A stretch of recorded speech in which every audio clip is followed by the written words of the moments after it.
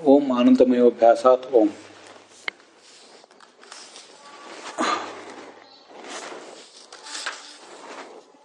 ಅನ್ನಮಯ ಪ್ರಾಣಮಯ ಮನೋಮಯ ವಿಜ್ಞಾನಮಯ ಆನಂದಮಯ ಆತ್ಮಾಮೇ ಶುದ್ಧಂತಾಂ. ತಸ್ಯ ಪ್ರಿಯಮೇವ ಶಿರಃ ಮೋದೋ ದಕ್ಷಿಣ ಪಕ್ಷಃ ಪ್ರಮೋದ ಉತ್ತರ ಪಕ್ಷಃ ಆನಂದ ಆತ್ಮ ಬ್ರಹ್ಮಪುಚ್ಛಂ ಪ್ರತಿಷ್ಠಾ. ಆನಂದಮಯೋ ಬ್ರಹ್ಮಾದಿ ಪ್ರಕೃತಿ ವಿಷ್ಣುರ್ವ. ಆನಂದಮಯಾಧಿಕರಣಕ್ಕೆ ಸಂಬಂಧಿಸಿದಂತೆ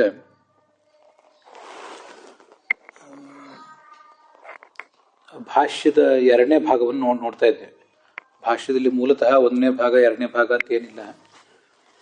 ತಮೇವ ಸಮನ್ವಯಂ ಪ್ರಕಟಯತಿ ಅಲ್ಲಿಂದ ಪ್ರಾರಂಭ ಕಂಡು ನಹಿ ಅವಯವಿನಂ ವಿನಾ ಅವಯವ ಮಾತ್ರ ಸಿದ್ಧಿಜ್ಞೇಯತ ಇತ್ಯಾಹ ಅಲ್ಲಿವರೆಗೆ ಹಿಂದೆ ಮುಕ್ತಾಯ ಕಂಡಿದೆ. ಆನಂದಮಯೋ ಬ್ರಹ್ಮಾದಿ ಪ್ರಕೃತಿ ವಿಷ್ಣುವ ಅಲ್ಲಿಂದ ಇವಾಗ ನಾವು ನೋಡಬೇಕಾಗಿದೆ. ಆನಂದಮಯ ಅಂದರೆ ಯಾರು? ಬ್ರಹ್ಮನೋ ವಿಷ್ಣುನೋ? ಬ್ರಹ್ಮ ಮೊದಲಾದವರು, ಚತುರ್ಮುಖ ಬ್ರಹ್ಮ, ರುದ್ರ, ಬೃಹಸ್ಪತಿ ಜೀವ ಮೊದಲಾದವರು, ಅಥವಾ ಪ್ರಕೃತಿಯ ಅಥವಾ ವಿಷ್ಣುವ ಅಂತ ಈಗೊಂದು ಜಿಜ್ಞಾಸೆ. ಈ ಜಗತ್ತು ಇರುವುದು ಜಯತೀರ್ಥರ ಟೀಕಾದಲ್ಲಿ ಏವಂ ಸಂಗತಿ ಮುಕ್ತ ವಿಷಯ ಸಂಶಯವು ದರ್ಶಯತಿ ಅಂತಿದೆ. ಈ ಹಿಂದೆ ಆನಂದಮಯ ಅಂದ್ರೆ ಯಾರು? ವಿಷ್ಣು ಅಂತಾನೆ ಸಮರ್ಥನೆ ಮಾಡಬೇಕಾಗಿದೆ. ಅದಕ್ಕೊಂದು ಅಗತ್ಯ ಇದೆ ಅಂತ ಅನ್ನೋದನ್ನೆಲ್ಲ ತೋರಿಸಿದರು. ಈಗ ನಾವು ನೋಡ್ತಿರುವ ಈ ಸೂತ್ರ, ಈ ಅಧಿಕರಣ ಒಟ್ಟಾರೆ ಶಾಸ್ತ್ರದಲ್ಲಿ ಮತ್ತೆ ಈ ಅಧ್ಯಾಯದಲ್ಲಿ ಈ ಪಾದದಲ್ಲಿ ಹೇಗೆ ಅಂತರ್ಭೂತ ಆಗಿದೆ ಅನ್ನೋದನ್ನು ಕೂಡ ತೋರಿಸಿದರು. ಏವಂ ಸಂಗತಿ ಮುಕ್ತ, ಹೀಗೆ ಸಂಗತಿಯನ್ನು ತೋರಿಸಿ ವಿಷಯ ಸಂಶಯವು ದರ್ಶಯತಿ, ವಿಷಯಗಳನ್ನು ಈಗ ವಿಷಯ ಏನು, ಈ ಅಧಿಕರಣದ ಈ ಸೂತ್ರದ ವಿಷಯ ಏನು, ಮತ್ತೆ ಅಲ್ಲಿರುವ ಸಂಶಯ ಏನು ಅನ್ನೋದನ್ನು ತೋರಿಸ್ತಾರೆ, ಆಚಾರ್ಯರು ತೋರಿಸ್ತಾ ಇದ್ದಾರೆ. ಆನಂದಮಯ ವಿಷ್ಣು, ಆನಂದಮಯ ಬ್ರಹ್ಮಾದಿ ಪ್ರಕೃತಿ ವಿಷ್ಣುರ್ವ. ಆನಂದಮಯ ಶಬ್ದದಿಂದ ಬ್ರಹ್ಮಾದಿಗಳನ್ನು ಇಟ್ಕೊಳ್ಬೇಕು, ಪ್ರಕೃತಿಯನ್ನು ಇಟ್ಕೋಬೇಕು, ಅಥವಾ ವಿಷ್ಣುವನ್ನು ಇಟ್ಕೋಬೇಕು. ಅವರು 3 ಶಬ್ದಗಳನ್ನು ಹೇಳಿದಾರಲ್ಲ ಆಚಾರ್ಯರು, ಅದಕ್ಕೆ ಹೀಗೆ ಅರ್ಥ. ಜಗತ್ತಿನಲ್ಲಿ ಒಟ್ಟಾರೆ ಪ್ರಪಂಚದಲ್ಲಿ ಇರುವುದು 3 ತತ್ವಗಳು. ಒಂದು ಬದ್ಧವಾದ ಜೀವ, ಬದ್ಧನಾದಂಥ ಜೀವ, ಮತ್ತೆ ಆ ಬಂಧನಕ್ಕೆ ಸಾಧನವಾದಂಥ ಪ್ರಕೃತಿ, ಮತ್ತು ಜಡ ಪ್ರಕೃತಿ ಮತ್ತು ಚೇತನ ಪ್ರಕೃತಿ, ಮತ್ತೆ ಬಂಧನಕ್ಕೆ ಮೂಲ ಪುರುಷನಾದಂಥ, ಯಾವ ಭಗವಂತನ ಇಚ್ಛೆಯಿಂದ ನಮಗೆ ಈ ಬಂಧನ ಬಂತೋ, ಯಾವನ ಇಚ್ಛೆಯಿಂದ ಬಂಧನ ಹೋಗಬೇಕಾಗಿದೆಯೋ ಅಂಥ ಮೂಲ ಪುರುಷ ವಿಷ್ಣು. ಹೀಗೆ 3 ಇರುವುದು ಜಗತ್ತಿನಲ್ಲಿ. ಜಡ ಇದೆ, ಆ ಜಡ ಜೀವನ ಜೊತೆಗೆ ಬಂದು ಹೋಗ್ತದೆ. ಜೀವ ಜಡವಾದ ದೇಹದಲ್ಲೇ ಇರುವುದರಿಂದ ಮತ್ತೆ ಅದಕ್ಕೆ ಆ ಜಡವನ್ನು ನಾವು ಬದ್ಧ ಅಂತೇನು ಹೇಳೋದಿಲ್ಲ. ಅದರಿಂದ ಅದೊಂದು ಅಲ್ಲಿ ಬಂದು ಹೋಗ್ತದೆ. ಆ ಜಡ ಪ್ರಕೃತಿಯಲ್ಲಿಯೂ ಕೂಡ ಸೇರ್ತದೆ. ಅದರಿಂದ ಆನಂದಮಯ ಶಬ್ದದಿಂದ ಬ್ರಹ್ಮಾದಿ ಜೀವರನ್ನು ಇಟ್ಕೋಬೇಕು, ಅಥವಾ ಪ್ರಕೃತಿಯನ್ನು ಇಟ್ಕೊಳ್ಬೇಕು, ಅಥವಾ ವಿಷ್ಣುವನ್ನು ಇಟ್ಕೊಳ್ಬೇಕು ಅಂತ ಈಗೊಂದು ಪ್ರಶ್ನೆ. ಇದು ಭಾಷ್ಯವಾಕ್ಯ. ಅತ್ರ ಆನಂದಮಯ ವಿಷಯ ತತ್ವಪ್ರಕಾಶಿಕಾದಲ್ಲಿ ಸಹ ಕಿಂ ಬ್ರಹ್ಮಾದಿ ಜೀವ ಸಮೂಹ. ಆ ಆನಂದಮಯ ಅಂದರೆ ಯಾರು ನಾವು ತಿಳ್ಕೋಬೇಕು? ಬ್ರಹ್ಮಾದಿ ಜೀವರನ್ನು ತಿಳ್ಕೊಳ್ಬೇಕು. ಉತ ಚೇತನ ಪ್ರಕೃತಿ, ಅಥವಾ ಚೇತನ ಪ್ರಕೃತಿಗಳನ್ನು ಅಂತ ಹೇಳಿದ ಅದಲ್ಲ, ಚೇತನ ಪ್ರಕೃತಿಯಾದ ಲಕ್ಷ್ಮೀದೇವಿಯನ್ನು ತಿಳ್ಕೊಳ್ಬೇಕು. ಅಥವಾ ಅಚೇತನ ಪ್ರಕೃತಿಯಾದ ಜಡವನ್ನು ತಿಳ್ಕೋಬೇಕು. ಚೇತನ ಪ್ರಕೃತಿ ಅಂದರೆ ಲಕ್ಷ್ಮೀದೇವಿ, ಅಚೇತನ ಪ್ರಕೃತಿ ಅಂದರೆ ಅವಳಿಂದ ಅಭಿಮನ್ಯಮಾನವಾದಂಥ ಜಡವಾದ ಪ್ರಕೃತಿ. ಯಾವುದು ತ್ರಿಗುಣಾತ್ಮಕವಾಗಿದೆಯೋ ಮತ್ತೆ ಅದರಿಂದ ಮಹತ್ತತ್ವ, ಅಹಂಕಾರ ತತ್ವ ಇತ್ಯಾದಿ ಹುಟ್ಟಿದೆಯೋ ಅದು ಅಚೇತನವಾದಂಥ ಪ್ರಕೃತಿ. ಅದು ನಿತ್ಯವಾದದ್ದೇ, ಅನಾದಿ ನಿತ್ಯವಾದದ್ದೇ. ಅಥವಾ ಕಿಂ ವಿಷ್ಣು, ಈ ಇಷ್ಟರಲ್ಲಿ ಯಾರನ್ನು ಇಟ್ಕೊಳ್ಬೇಕು ಅಂತ ಪ್ರಶ್ನೆ. ಅಲ್ಲಿ ಬ್ರಹ್ಮಾಣಿ ಜೀವಾಹ ಅಂತ ಒಂದು ಇನ್ವರ್ಟೆಡ್ ಕಾಮಾದಲ್ಲಿದೆ. ಬ್ರಹ್ಮಾಣಿ ಜೀವಾಹ ಸರ್ವೇ, ಅದು ಯಾವುದು ಮೂಲತಃ ಅಂದರೆ ಬ್ರಹ್ಮಾಣಿ ಜೀವಾ ಸರ್ವೇಪಿ ಪರಬ್ರಹ್ಮಾಣಿ ಮುಕ್ತಿಗಾಹ ಪ್ರಕೃತಿ ಪರಮಂ ಬ್ರಹ್ಮ ಪರಮಂ ಮಹದಚ್ಯುತಃ ಅಂತ ಅದು ಪರಮೋಪನಿಷತ್ ಅಂತ. ಅದನ್ನು ರಾಘವೇಂದ್ರ ಸ್ವಾಮಿಗಳು ತಮ್ಮ ಭಾವಪ್ರಕಾಶಿಕಾದಲ್ಲಿ ಅದು ಪರಮೋಪನಿಷತ್ ಅಂತ ಅನ್ನೋದನ್ನು ತೋರಿಸಿದ್ದಾರೆ.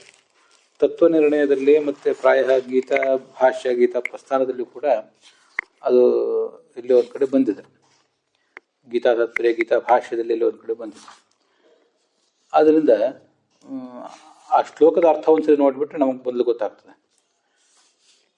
ಇದು ರಾಘವೇಂದ್ರ ಸ್ವಾಮಿಗಳ ಟಿಪ್ಪಣಿಯಲ್ಲಿ 398ನೇ ಪುಟದಲ್ಲಿ ಭಾವದೀಪದಲ್ಲಿ ಮೊದಲನೇ ವಾಕ್ಯದಿಂದ 2ನೇ ವಾಕ್ಯ ಬ್ರಹ್ಮಾಣಿ ಜೀವ ಸರ್ವೇಪಿ ಪರಬ್ರಹ್ಮಾಣಿ ಮುಕ್ತಿಗಾಹ ಅಂತಿಷ್ಟೇ ಕೊಟ್ಟಿದ್ದಾರೆ. ಅದನ್ನು ನಾವು ವಿಸ್ತರಿಸಿ ತಿಳ್ಕೋಬೇಕಷ್ಟೆ. ಬ್ರಹ್ಮಶಬ್ದದಿಂದ ಸಕಲ ಜೀವರನ್ನು ಇಟ್ಕೋಬಹುದು ನಾವು. ಬ್ರಹ್ಮಾಣಿ ಜೀವ ಸರ್ವೇಪಿ ಪರಬ್ರಹ್ಮಾಣಿ ಮುಕ್ತಿಗಾಹ. ಪರಬ್ರಹ್ಮ ಅಂತ ನಾವು ಯಾರನ್ನು ತಿಳ್ಕೊಳ್ಬೇಕು ಅಂದರೆ ಮುಕ್ತಿಗೆ ಹೋದವರನ್ನು ತಿಳ್ಕೋಬೇಕು. ಮುಕ್ತಿಯನ್ನು ತಲುಪಿದವರು ಪರಬ್ರಹ್ಮರು. ಅವರು ಬೇಸಿಕಲಿ ಅವರು ಬ್ರಹ್ಮರೇ, ಆದರೆ ಸಂಸಾರಾವಸ್ಥೆಯನ್ನು ದಾಟಿ ಮುಕ್ತಿಗೆ ಹೋಗಿರುವುದರಿಂದ ಅವರನ್ನು ಪರಬ್ರಹ್ಮ ಅಂತ ಹೇಳಬೇಕಷ್ಟೆ. ಪರಬ್ರಹ್ಮಾಣಿ ಮುಕ್ತಿಗಾಹ. ಪ್ರಕೃತಿ ಪರಮಂ ಬ್ರಹ್ಮ. ಇನ್ನು ಅವ್ರ ಮೇಲೆ ಇರುವಂಥ ಲಕ್ಷ್ಮೀದೇವಿ ಏನಿದ್ದಾಳೆ ಅವಳು ಪರಮಬ್ರಹ್ಮ. ಬ್ರಹ್ಮ ಇದ್ದು ಪರಬ್ರಹ್ಮ ಆಯಿತು, ಪರ ಇದ್ದುದು ಅದಕ್ಕೊಂದು ಮಕಾರ ಸೇರಿ ಪರಮ ಆಯಿತು. ಪ್ರಕೃತಿ ಪರಮಂ ಬ್ರಹ್ಮ, ಪರಮಂ ಮಹದ್ ಅಚ್ಯುತ. ಪರಮ ಮಹತ್ ಬ್ರಹ್ಮ ಅಂದರೆ ಅಚ್ಯುತ ಪರಮಾತ್ಮ, ಚತುರ್ವಿಧ ನಾಶ ಇಲ್ಲದೆ ಇರುವಂಥ ಭಗವಂತ, ಅವನು ಪರಮ ಮಹದ್ ಬ್ರಹ್ಮ. ಲಕ್ಷ್ಮೀದೇವಿಗೂ ಕೂಡ ಅಪೂರ್ಣತ ಅನ್ನುವ ನಾಶ ಇದ್ದೇ ಇದೆ. ಆದ್ದರಿಂದ ಅಚ್ಯುತ ಅಂತ ಅವನಿಗೆ ಆ ಹೆಸರು ಸಲ್ಲುತ್ತದೆ, ಪರಮಂ ಮಹದಚ್ಯುತ. ಹೀಗೆ ಬ್ರಹ್ಮಾಣಿ ಜೀವ ಸರ್ವೇಪಿ ಅಂತನ್ನೋದು ಪರಮೋಪನಿಷತ್ತಿನಲ್ಲಿ ಆಚಾರ್ಯ ಉದ್ಧರಿಸಿರುವಂಥ ಪರಮೋಪನಿಷತ್ತಿನಲ್ಲಿ ಬರುವಂಥ ಒಂದು ಮಾತು. ಆ ಮಾತಿನ ಮೂಲಕ ಅದು ಬ್ರಹ್ಮಾದಿ ಜೀವ ಸಮೂಹನೋ ಅಂತ ಒಂದು ಪ್ರಶ್ನೆ ನಮ್ಮ ಕಣ್ಣೆದುರಿಗೆ ಬರ್ತದೆ.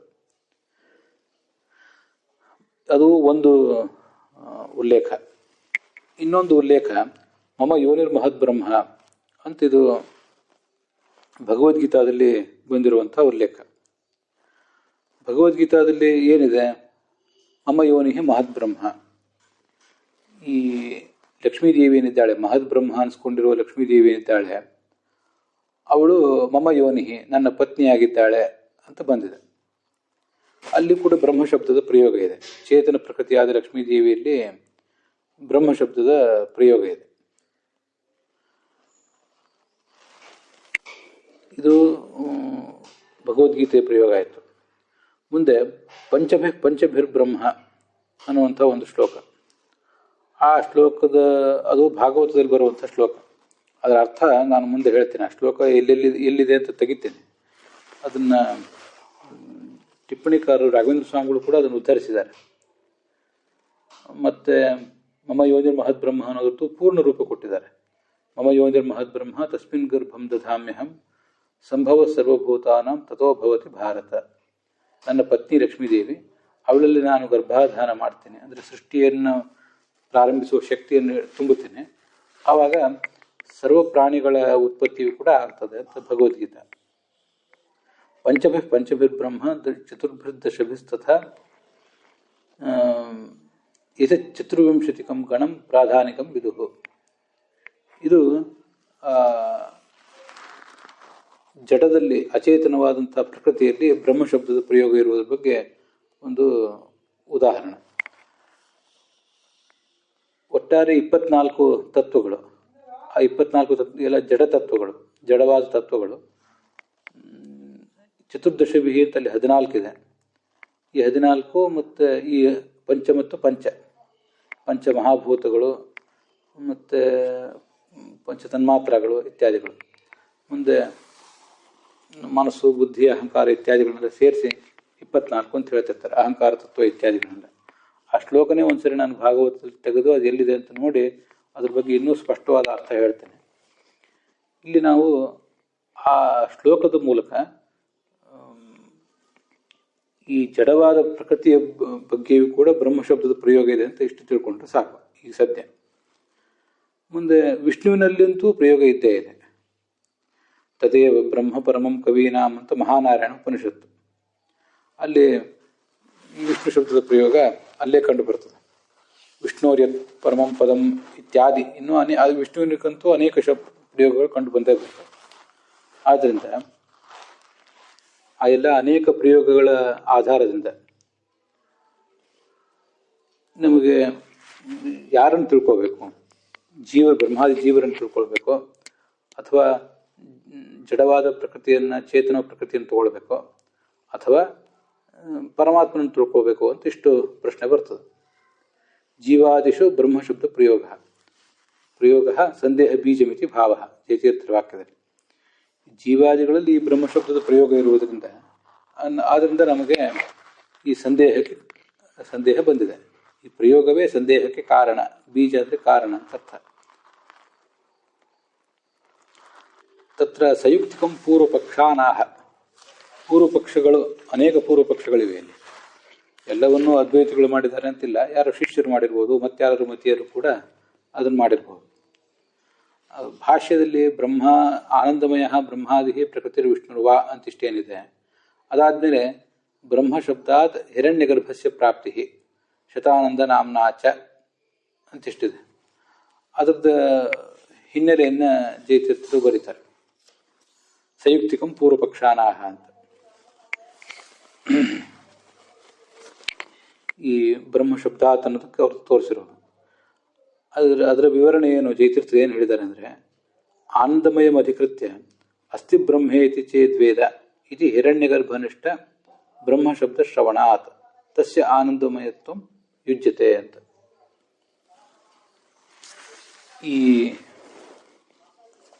ಈ ತಸ್ಮಾತ್ ವಿಜ್ಞಾನಮಯಾತ್ ಅನ್ಯೋಂತರ ಆತ್ಮಾನಂದಮಯ ಅಂತಿಷ್ಟು ಬಂತು. ಹೀಗೆ ಆನಂದಮಯನ ಉಲ್ಲೇಖದೊಂದಿಗೆ ಆ ಭಾಗ ಪ್ರಾರಂಭ ಕಂಡಿತು. ನೋಡಿ, ಆನಂದಮಯ ಅಧಿಕೃತ್ಯ ಅಂತಂದ್ರೆ ಈಗ ಅಧಿಕೃತ್ಯ ಅನ್ನೋದು ಈ ಪಾಣಿನಿಯ ಸೂತ್ರಗಳಲ್ಲಿ ಮತ್ತು ಬ್ರಹ್ಮಸೂತ್ರಗಳಲ್ಲಿ ಒಂದು ಪಾರಿಭಾಷಿಕ ಶಬ್ದ. ಹಾಗೆ ಪ್ರಾರಂಭ ಮಾಡಿ ಅಂತ ಅರ್ಥ. ಆ ಶಬ್ದದ ಸ್ವಾರಸ್ಯ ನಾವು ಗಮನಿಸಬೇಕು. ಸೂತ್ರಗಳು ಇರ್ತವೆ, ಆ ಸೂತ್ರಗಳಲ್ಲಿ ಈ ಅಧಿಕೃತ್ಯ ಅನ್ನೋದನ್ನು ಪ್ರಯೋಗ ಮಾಡಿರ್ತಾರೆ. ಅಧಿಕೃತ್ಯ ಮತ್ತು ಅಧಿಕಾರ ಅಂತ ಅನ್ನೋದನ್ನು.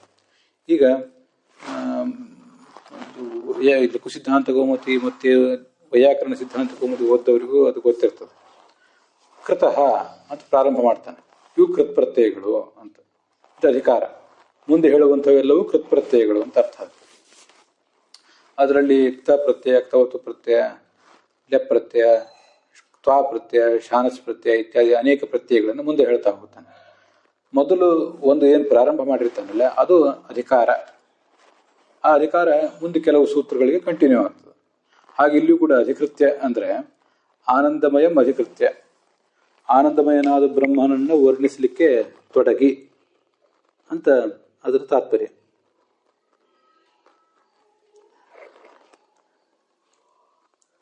ಅದನ್ನು ಅನುವಾದ ಮಾಡೋರು ಹೀಗೇನೆ ಮಾಡಿದ್ದಾರೆ. ಈ ಆನಂದಮಯ ಪ್ರಕರಣದಲ್ಲಿ ಬ್ರಹ್ಮ ಎಂದು ಹೆಸರಿಸಲಾಗಿದೆ.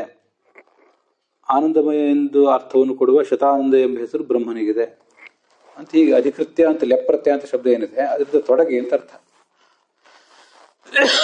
ಆನಂದಮಯ ಅಧಿಕೃತ್ಯ ಮುಂದೆ ಏನು ಹೇಳಿದ್ದಾರೆ, ಮುಂದೆ ಅಂತನ್ನೋದು ನಮ್ಗೆ ಲೆಪ್ರತ್ಯವನ್ನು ಪ್ರಯೋಗ ಮಾಡಿದ್ರಿಂದಲೇ ಗೊತ್ತಾಗ್ತದೆ. ಅದನ್ನು ಮತ್ತೆ ಪ್ರತ್ಯೇಕವಾಗಿ ಹೇಳಬೇಕಾಗಿಲ್ಲ.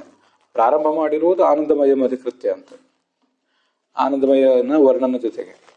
ಮುಂದೆ ಅಸ್ಥಿ ಬ್ರಹ್ಮೇತಿ ಚೇದ್ವೇದ ಸಂತಮೇನಂ ತಥೋ ವಿದುರಿತಿ. ಯಾರು ಬ್ರಹ್ಮನನ್ನು ಅಸ್ಥಿ ಅಂತ ತಿಳ್ಕೊಂಡಿದ್ದಾನೋ, ಅಂದರೆ ಸತ್ಯ ಅಂತ ತಿಳ್ಕೊಂಡಿದ್ದಾನೋ, ಮತ್ತೆ ಸದ್ಗುಣ ಪರಿಪೂರ್ಣ ಅಂತ ತಿಳ್ಕೊಂಡಿದ್ದಾನೋ ಅಂಥ ಸಾಧಕನನ್ನ ಸಂತಂ, ಅವನು ಜ್ಞಾನಿ ಅಂತ ಜನ ಎಲ್ಲರೂ ಗೌರವಿಸ್ತಾರೆ ಅಂತ ಹೀಗೆ ಬಂದಿದೆ. ಇಲ್ಲಿ ನೋಡಿ ಬ್ರಹ್ಮ ಶಬ್ದ ಬಂದಿದೆ. ಇತಿ ಹಿರಣ್ಯಗರ್ಭನಿಷ್ಠ ಬ್ರಹ್ಮ ಶಬ್ದ ಶ್ರವಣಾತ್. ಹಿರಣ್ಯಗರ್ಭನಲ್ಲಿ ಚತುರ್ಮುಖ ಬ್ರಹ್ಮನಲ್ಲಿ ಬ್ರಹ್ಮಾನು ಶಬ್ದ ಪ್ರಸಿದ್ಧವೇ ಆಗಿದೆ. ಅದು ಇಲ್ಲಿಯೂ ಕೂಡ ಈ ಆನಂದಮಯ ಪ್ರಕರಣದಲ್ಲಿಯೂ ಕೂಡ ಕೇಳಿ ಬರ್ತಾ ಇದೆ. ಶ್ರವಣಾತ್ ತಸ್ಯ ಆನಂದಮಯತ್ವ ಯುಜ್ಯತೆ. ತಸ್ಯ ಆದರೆ ಆ ಚತುರ್ಮುಖ ಬ್ರಹ್ಮನಿಗೆ ಆನಂದಮಯತ್ವ ಅಂತ ಅನ್ನೋದು ಯುಜ್ಯತೆ ಕೂಡುತ್ತದೆ, ಉಪಪನ್ನ ಆಗ್ತದೆ. ಅದೇನು ಅಸಂಭಾವಿತ ಏನಲ್ಲ. ಪ್ರಶ್ನೆ ನಡೆದಿದೆ, ಇನ್ನು ಇದು ಗೊತ್ತಿಲ್ಲ. ಪ್ರಶ್ನೆ ಮಾಡ್ಲಿಕ್ಕೆ ಅವಕಾಶ ಇದೆ ಅಂತ ಅರ್ಥ ಯುಜ್ಯತೆ ಅಂತ ಅನ್ನೋದಕ್ಕೆ. ಅಲ್ಲಿ ನಮಗೊಂದು ಜಿಜ್ಞಾಸೆ ಬರ್ಬೋದು, ಬ್ರಹ್ಮಶಬ್ದಸ್ಯ ಅನ್ಯತ್ರಾಪಿ ವೃತ್ತೇ ಕಥಂ ತೀರ ತನ್ನಿಶ್ಚಯ. ಬ್ರಹ್ಮಶಬ್ದ ನಮಗೆಲ್ರಿಗೂ ಗೊತ್ತಿರುವಂತೆ, ವಾದಿಗಳಿಗೆ, ಪ್ರತಿವಾದಿಗಳಿಗೆ, ಮಧ್ಯಸ್ಥರಿಗೆ, ಸಭಿಕರಿಗೆ ಎಲ್ರಿಗೂ ಗೊತ್ತಿರುವಂತೆ ಅದು ಪರಮಾತ್ಮನನ್ನು ಹೇಳ್ತದೆ, ಲಕ್ಷ್ಮೀದೇವಿಯನ್ನು ಹೇಳ್ತದೆ, ಬ್ರಹ್ಮರನ್ನು ಉಳಿದ ಜೀವರನ್ನು ಹೇಳ್ತದೆ. ಅದನ್ನೆಲ್ಲ ಹೀಗೆಲ್ಲ ಇರುವಾಗ ತೇನ ಆ ಬ್ರಹ್ಮಶಬ್ದದಿಂದ ತನ್ನಿಶ್ಚಯ. ತೈತ್ರಿಯೋಪತೇನ ಅಂದರೆ ತೈತ್ರಿಯೋಪನಿಷತ್ನಲ್ಲೇ ಅಸ್ಥಿ ಬ್ರಹ್ಮೇತಿ ಚೇದ್ವೇದ ಅಂತ ಬಂದಿರುವ ಬ್ರಹ್ಮಶಬ್ದದಿಂದ ತನ್ನಿಶ್ಚಯ. ಈ ಹಿರಣ್ಯಗರ್ಭನನ್ನೇ ಬ್ರಹ್ಮಶಬ್ದ ಹೇಳ್ತದೆ ಅಂತ ಅನ್ನೋದು ಹೇಗೆ ಗೊತ್ತಾಗ್ತದೆ?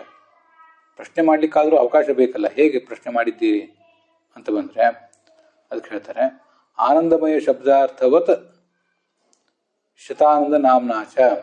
ಆನಂದಮಯ ಎಂಬ ಶಬ್ದದ ಅರ್ಥವನ್ನೇ ಹೇಳುವ ಅರ್ಥವನ್ನು ಒಳಗೊಂಡಂತಹ ಶತಾನಂದ ಎನ್ನುವ ಹೆಸರು ಚತುರ್ಮುಖ ಬ್ರಹ್ಮನಿಗಿದೆ. ಶತಾನಂದ ನಾಮ್ನಾಚ ಹಿರಣ್ಯಗರ್ಭೆ ವಿದ್ಯಮಾನೇನ ತಸ್ಯ ಪ್ರಾಪ್ತೇ. ಶತಾನಂದ ಅಂತ ಚತುರ್ಮುಖ ಬ್ರಹ್ಮನಿಗೆ ಕೋಶಗಳಲ್ಲಿ ಪರ್ಯಾಯ ಪದ ಇದೆ. ಮತ್ತು ನಮಗೆ ಗೊತ್ತಿರುವಂತೆ ಈ ಆನಂದದ ಮೀಮಾಂಸಾವನ್ನು ಬ್ರಹ್ಮವಲ್ಲಿಯಲ್ಲೆಲ್ಲ ಹೇಳ್ತಾರೆ. ಎಲ್ಲರಿಗಿಂತಲೂ ಹೆಚ್ಚಿನ ಆನಂದ ಇರುವುದು ಆ ಚತುರ್ಮುಖ ಬ್ರಹ್ಮನಿಗೆ. ಜೀವಕೋಟಿಯಲ್ಲಿ ಈ ಸಂಸಾರದಲ್ಲಿ ಇದ್ದು ಪ್ರಕೃತಿಯಿಂದ ಬದ್ಧರಾಗಿ ಸಂಸಾರದಲ್ಲಿ ಸಾಧನೆಯನ್ನು ಮುಂದುವರಿಸಿ ಮುಕ್ತರಾಗುವವರಲ್ಲಿ ಚತುರ್ಮುಖ ಬ್ರಹ್ಮನಿಗಿರುವ ಆನಂದ ಬಹಳ ದೊಡ್ಡದು. ಅದನ್ನು ನಾವು ಕೂಡ ಹೇಳ್ತೇವೆ. ನಮ್ಮ ಸಿದ್ಧಾಂತದಲ್ಲಿ ಅದಿದ್ದೇ ಇದೆ. ಸಂಪೂರ್ಣ ಉಪಾಸನಾದ್ ಬ್ರಹ್ಮ ಸಂಪೂರ್ಣ ಆನಂದ ಭಾಗ್ಭವೇತ್. ಸಂಪೂರ್ಣವಾದ ಉಪಾಸನೆಯನ್ನು ಭಗವಂತನ ಕುರಿತು ಮಾಡಿ ಆ ಚತುರ್ಮುಖ ಬ್ರಹ್ಮ ಸಂಪೂರ್ಣ ಆನಂದವನ್ನು ಕೂಡ ಪಡಿತಾನೆ ಅಂತ ಅಲ್ಲಿ ಬಂದಿರುವಂತಹ ವಿಚಾರ. ಉಳಿದವರೆಲ್ಲೂ ಕೂಡ ತಮ್ಮ ಯೋಗ್ಯತಾನುಸಾರವಾಗಿ ಒಂದೊಂದಿಷ್ಟು ಉಪಾಸನೆ ಮಾಡ್ತಾರೆ. ಚತುರ್ಮುಖ ಬ್ರಹ್ಮನಷ್ಟು ಉಪಾಸನೆ ಮಾಡ್ಲಿಕ್ಕೆ ಅವ್ರಿಗೆ ಬರೋದಿಲ್ಲ. ಹೀಗೆ ಆನಂದಮಯ ಅಂತರೂ ನೀವೇನರ್ಥ ಹೇಳ್ತೀರಿ? ಬಹಳ ಆನಂದ ಉಳ್ಳವನು ಅಂತ. ಶತಾನಂದ ಆದರೂ ಶತಾಂದರೂ ಬಹಳ ಅಂತಲೇ ಅರ್ಥ, 100 ಅಂತ ಏನು ನಿರ್ದಿಷ್ಟವಾಗಿ ಅರ್ಥ ಅಲ್ಲ. ಆದ್ರಿಂದ ಹಿರಣ್ಯಗರ್ಭನಲ್ಲಿ ಆ ಶಬ್ದ ಪ್ರಯುಕ್ತ ಆಗಿದೆ. ಆದ್ರಿಂದ ಹಿರಣ್ಯಗರ್ಭನೇ ಅಲ್ಲಿ ಆನಂದಮಯ ಶಬ್ದದಿಂದ ನಮಗೆ ಪ್ರಸ್ತುತನಾದ. ರುದ್ರಸ್ಯವ ಆನಂದಮಯತ್ವ ಪ್ರಾಪ್ತಿ. ರುದ್ರನನ್ನು ಆನಂದಮಯ ಅಂತ ತಿಳ್ಕೊಳ್ಬಹುದು, ಕೇವಲ ಚತುರ್ಮುಖ ಬ್ರಹ್ಮನನ್ನ ಅಂತಲ್ಲ. ರುದ್ರನನ್ನು ಆನಂದಮಯ ಅಂತ ತಿಳ್ಕೊಳ್ಳಿಕ್ಕೂ ಕೂಡ ನಮಗೆ ಹಾಗೆ ಸಂಶಯ ಮಾಡ್ಲಿಕ್ಕೆ ಒಂದು ಅವಕಾಶ ಇದೆ. ಯಾಕೆಂದ್ರೆ ಯಶ್ಚಾಸಾವಾದಿತ್ಯೆ ಸಯಶ್ಚಾಯಂ ಪುರುಷೇ ಯಶ್ಚಾಸಾವಾದಿತ್ಯೆ ಸಯೇಕಃ ಅಂತ ಹೀಗೆ ತೈತ್ರಿಯ ಉಪನಿಷತ್ತು ಮೊದಲಾದ ಕಡೆ ಬಂದಿದೆ. ಸಯಶ್ಚಾಯಂ ಪುರುಷೇ, ಪುರುಷನಲ್ಲಿ ಯಾರಿದ್ದಾನೋ ಹಾಗೆ ಆದಿತ್ಯನಲ್ಲಿ ಯಾರಿದ್ದಾನೋ ಸೂರ್ಯನಲ್ಲಿ ಸ ಏಕಃ, ಅವನೊಬ್ಬನೇ ಅಂತ ಹೀಗೆ ಬಂದಿದೆ. ಇಲ್ಲಿ ಯಶ್ಚಾಸಾವಾದಿತ್ಯ ಇತಿ ಆನಂದಮಯಸ್ಯ ಸೂರ್ಯೇ ಪ್ರೋಕ್ತತ್ವಾತ್. ಶ್ರೇಷ್ಠಾಸೋ ಪುರುಷ ಯಶ್ಚಾಸಾವಾದಿತ್ಯ ಅಂತ ಅನ್ನೋದು ಆ ತೈತ್ರಿಯ ಉಪನಿಷತ್ತು ನಾವೇನೀಗ ಆನಂದಮಯನ ಬಗ್ಗೆ ನೋಡಿದ್ವಲ್ಲ, ಅಲ್ಲೇ ಮುಂದೆ ಬಂದಿರುವಂತಹ ವಿಚಾರ ಅದು. ಆದ್ರಿಂದ ಆನಂದಮಯಸ್ಯ ಪ್ರೋಕ್ತತ್ವಾತ್, ಆನಂದಮಯಸ್ಯ ಸೂರ್ಯ ಪ್ರೋಕ್ತತ್ವಾತ್, ಆನಂದಮಯನನ್ನ ಸೂರ್ಯನಲ್ಲಿ ಇದ್ದಾನೆ ಅಂತ ವರ್ಣನೆ ಮಾಡಿದ್ದಾರೆ. ಅಂದರೆ ಸೂರ್ಯವೆಂಬ ಅಧಿಷ್ಠಾನವನ್ನು ಇಟ್ಕೊಂಡು ಅಲ್ಲಿ ಆನಂದಮಯ ಇದ್ದಾನೆ ಅಂತ ವರ್ಣನೆ ಮಾಡಿದ್ದಾರೆ. ಮತ್ತೆ ಅದು ರುದ್ರನಿಗೆ ಹೇಗೆ ಸಂಬಂಧಪಟ್ಟಿತು ಅಂತ ಪ್ರಶ್ನೆ ಬಂದರೆ, ರುದ್ರಸ್ಯ ಅಷ್ಟ ಪ್ರತಿಮತ್ವಾತ್. ರುದ್ರನಿಗೆ ಸೂರ್ಯ ಮೊದಲಾದ 8 ಪ್ರತಿಮೆಗಳು ಇದ್ದೇ ಇವೆ. ಅದು ವಿಷ್ಣು ಪುರಾಣದಲ್ಲಿ ಕೂಡ ಬಂದಿದೆ. ಈಗ ನಾವು ಮುಂದೆ ನೋಡ್ತಿರುವಂಥ ವಿಷ್ಣು ಪುರಾಣದ ಶ್ಲೋಕ ಇದು ಪದ್ಮನಾಭ ತೀರ್ಥರು ಕೂಡ ಉಲ್ಲೇಖಿಸಿದ್ದು. ಇಂಥ ಶ್ಲೋಕಗಳನ್ನು ನಾವು ಬಾಯ್ಪಾಠ ಮಾಡಬೇಕು. ಮತ್ತು ಈ ಎಲ್ಲ ಶ್ಲೋಕಗಳನ್ನು ಆಧರಿಸಿಯೇ ನಾರಾಯಣ ಪಂಡಿತರ ಶಿವಸ್ತುತಿ ಇದೆಯಲ್ಲ, ಅಲ್ಲಿಯೂ ಕೂಡ ರಸ ಘನ ರಸಾನಲ ನಿಲವಿಯದ್ವಿವಸ್ವದ್ವಿಧೋ ಪ್ರಯಷ್ಟೃಷು ನಿವಿಷ್ಟಮಿತ್ಯಜ ಭಜಾಮಿ ಮೂರ್ತ್ಯಷ್ಟಕಂ. ರುದ್ರನ ಸ್ತೋತ್ರ ಅದು. ರುದ್ರನೇ ನಿನಗೆ 8 ಮೂರ್ತಿಗಳಿವೆ. ಅಷ್ಟಮೂರ್ತಿ ಅಹಿರ್ಬುದ್ಧ ಅಂತ ಅವನ ಪರ್ಯಾಯ ಪದಗಳು. ಅವ್ಯಾವು ಅಂದರೆ 5 ಮಹಾಭೂತಗಳು. ನೋಡಿ, ಸೂರ್ಯ, ಜಲ. ಸೂರ್ಯ ಪಂಚಮಹಾಭೂತ ಸೇರಿದವನಲ್ಲ. ಮುಂದೆ ಜಲ, ಅದು ಅಪ್. ಮಹಿ ಅಂದರೆ ಪೃಥ್ವಿ, ವನ್ಹಿ ಅಂದರೆ ತೇಜಸ್ಸು, ವಾಯು ಆಕಾಶಮೇವಚ್ಚ. ಜಲ, ಮಹಿ, ವನ್ಹಿ, ವಾಯು, ಆಕಾಶ ಅಂದರೆ 5 ಮಹಾಭೂತ ಆದವು. ಇನ್ನು ಒಂದು ಸೂರ್ಯ 6ನೇದು. ಅದಾದಮೇಲೆ ದೀಕ್ಷಿತ. ಈ ದೀಕ್ಷಿತ ಅಂತನ್ನೋದನ್ನು ನೀವು ಕೆಲವು ಕಡೆ ಯಜಮಾನ ಅಂತ ಹೇಳಿರ್ತಾರೆ ಇವನನ್ನೇ. ಯಜಮಾನ ಅಂದರೆ ಯಜ್ಞದಲ್ಲಿ ದೀಕ್ಷೆ ತಗೊಳ್ಳುವುದರಿಂದ. ಇನ್ನು ಕೆಲವು ಕಡೆ ಆ ಶಿವಸ್ತುತಿಯಲ್ಲಿ ಪ್ರಯಷ್ಟ ಅಂತ ಹೇಳಿದ್ದಾರೆ. ಪ್ರಯಷ್ಟ ಅಂತಂದರೆ ಪ್ರಯಜಮಾನ ಅಂತಲೇ ಅರ್ಥ. ಯಜಮಾನ ಅನ್ನೋದು ಶಾನಸ್ ಪ್ರತ್ಯಯ, ಎಷ್ಟ ಅನ್ನೋದು ತ್ರಿಸ್ ಪ್ರತ್ಯಯ. ಇಷ್ಟೇ ವ್ಯತ್ಯಾಸ. ಹೀಗೆ ಪ್ರಯಷ್ಟು ನಿವಿಷ್ಟಮಿತ್ಯಜ. ಮುಂದೆ ಇನ್ನೊಂದು ಬ್ರಾಹ್ಮಣ. ರಸ ರಸ ರಸ ಘನ ರಸಾನ್ಲ ನಿಲವಿಯದ್ವಿವಸ್ವದ್ವಿಧು. ಅಲ್ಲಿ ಸ್ವಲ್ಪ ವ್ಯತ್ಯಾಸ ಇದ್ದಂಗಿದೆ. ಚಂದ್ರ ಅಂತ ಇನ್ನೊಂದು ಅಲ್ಲಿ ಆ ಶಿವಸ್ತುತಿಯಲ್ಲಿ ತಗೊಂಡಿದ್ದಾರೆ. ಅದರದ್ದು ಒಂದು ಅರ್ಥ ಹೇಳ್ತೇನೆ, ಗಮನಿಸಿ. ರಸ ಅಂದರೆ ಭೂಮಿ, ರಸ ವಿಶ್ವಂಭರ ಸ್ಥಿರ ಅಂತ. ಘನರಸ ಅಂದರೆ ನೀರು, ರಸ ಘನ ರಸ ಅನಲ ಅಂದರೆ ಬೆಂಕಿ, ಅನಿಲ ಅಂದರೆ ವಾಯು. ರಸ ಘನ ರಸ ಅನಲ ನಿಲ ವಿಯತ್ ಅಂದರೆ ಆಕಾಶ. ರಸ ಘನ ರಸ ಅನಲ ನಿಲ ವಿಯದ್ ವಿವಸ್ವತ್ ಅಂದರೆ ಸೂರ್ಯ. ವಿವಸ್ವದ್ ವಿಧು ಅಂದರೆ ಚಂದ್ರ. ಅಂದರೆ ಪ್ರಯಷ್ಟ ಅಂದರೆ ಯಜಮಾನ. ಹೀಗೆ ನಿನಗೆ 8 ಮೂರ್ತಿಗಳು ಅಂತ. ಇಲ್ಲಿ ಬ್ರಾಹ್ಮಣ ಅಂತ ಬಂದಿದೆ. ನಾನು ಸ್ವಲ್ಪ ಪ್ರಮಾದ ಮಾಡಿದೆ, ನೀವು ಅದನ್ನು ಗಮನಿಸಬೇಕು. ಕಣ್ತಪ್ಪಿನಿಂದ ಪ್ರಮಾದ ಮಾಡಿದೆ. ಸೋಮ ಅಂತ ಅಲ್ಲಿದ್ದೇ ಇದೆ, ಶ್ಲೋಕದಲ್ಲೇ ಸೋಮ ಅಂತಿದೆ. ಅದೇ ದೀಕ್ಷಿತೋ ಬ್ರಾಹ್ಮಣ ಅಂತ ಅನ್ನೋದನ್ನ ಒಟ್ಟಿಗೆ ಇಟ್ಕೊಂಡ್ಬಿಟ್ರೆ ಆಯ್ತು. ನನ್ನ ಪ್ರಮಾದವನ್ನು ನೀವು ಸರಿಪಡಿಸ್ಕೋಬೇಕು ಕೇಳೋರು. ಹೀಗೆ 5 ಮಹಾಭೂತಗಳು, ಒಂದು ಸೂರ್ಯ, ಒಂದು ಸೋಮ ಅಂದರೆ ಚಂದ್ರ, ಮತ್ತು ದೀಕ್ಷಿತನಾದ ಬ್ರಾಹ್ಮಣ. ಇಷ್ಟು ಜನ ಆ ಶಿವನ ಸನ್ನಿಧಾನ ಪಾತ್ರರು ಅಂತ. ಭಗವಂತನಿಗೂ ಇವರೆಲ್ಲ ಸನ್ನಿಧಾನ ಪಾತ್ರರೇ. ವಿಷ್ಣು ಪುರಾಣದ ಈ ಶ್ಲೋಕ ಜಯತೀರ್ಥರು ಉದ್ಧರಿಸಿದ್ದಾರೆ, ಪದ್ಮನಾಭ ತೀರ್ಥರು ಉದ್ಧರಿಸಿದ್ದಾರೆ.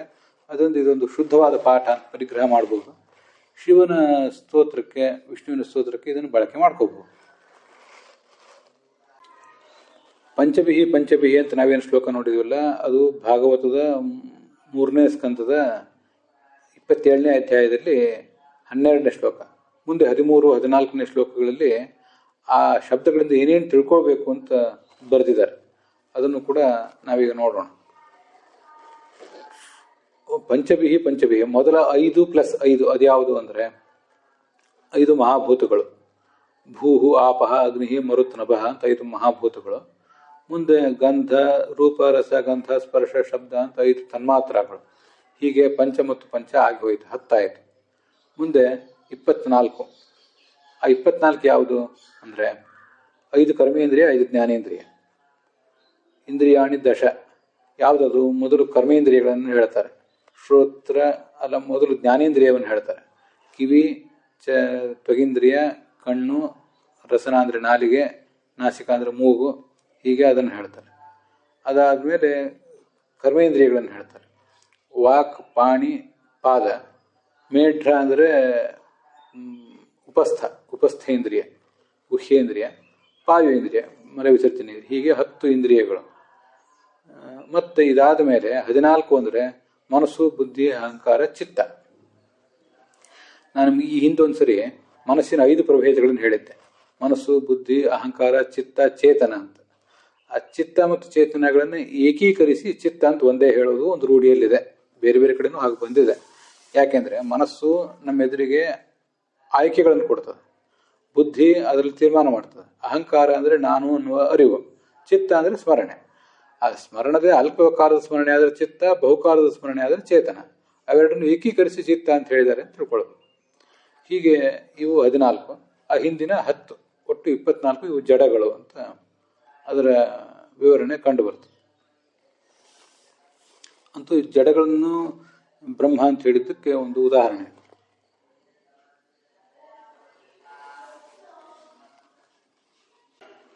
ಅಲ್ಲಿಗೆ ಇವತ್ತಿನ ಈ ಭಾಗ ಸಮಾಪ್ತ ಆಗಿದೆ.